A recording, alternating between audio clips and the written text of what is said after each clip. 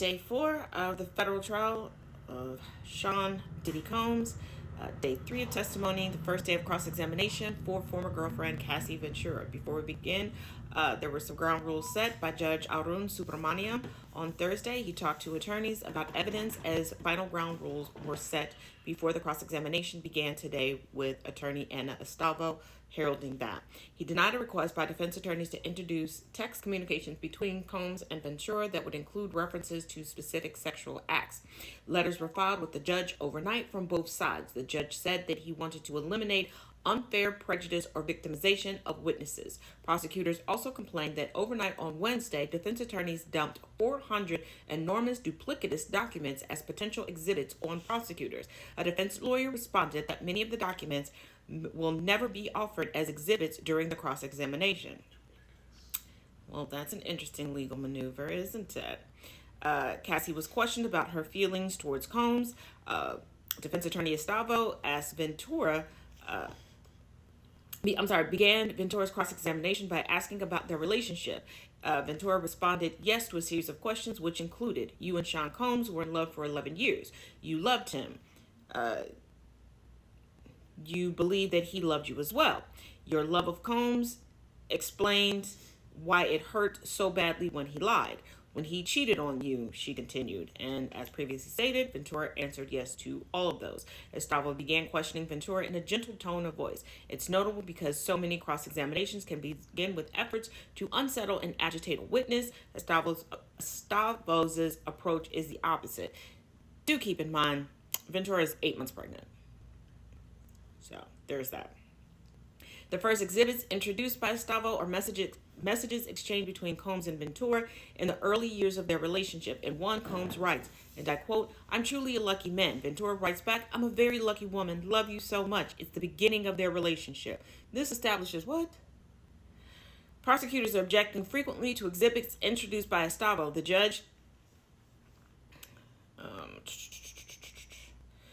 The judge is rejecting many of the objections, appearing to be giving defense some breathing room in the early stages of the examination.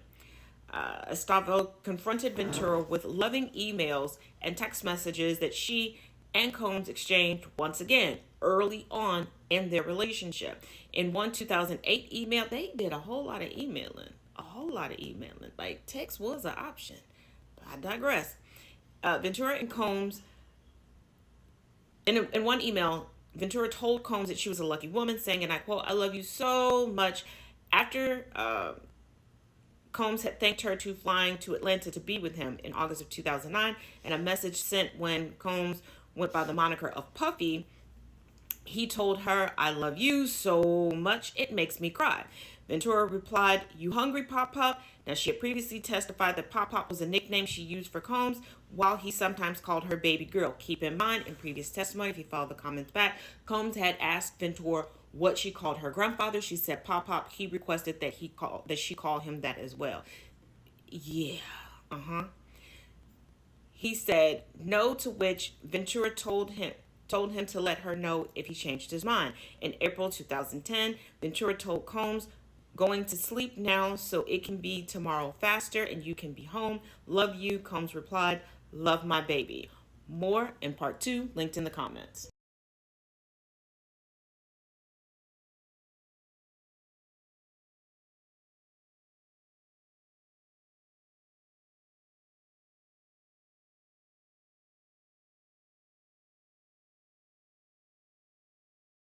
Part 2.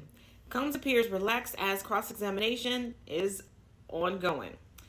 In a flashback to another era, testimony about the early relationship between Combs and Ventura has contained frequent references to BlackBerry devices that they used to communicate with one another. The defense now had Ventura reading out loud from the warm emails and messages she exchanged with Combs, portraying them on jurors as a loving, caring couple is a counterpoint to 2 days of testimony about forced sex and violence. Combs was charismatic with a larger-than-life personality, she testified, and she said, and I quote, I had fallen in love with him and cared about him very much. Anybody who's ever been in an abusive relationship, yeah, that's how it starts off. They don't get your phone number and get the first series of dates by walking out and bashing you on the head like they're Captain Caveman. So focusing on the beginning of the relationship when it's already been established that he let a honeymoon phase establish and he established trust in her on top of a power dynamic twofold, this is futile. But I guess they think everybody is as simple as his lack of hair dye. Let's continue.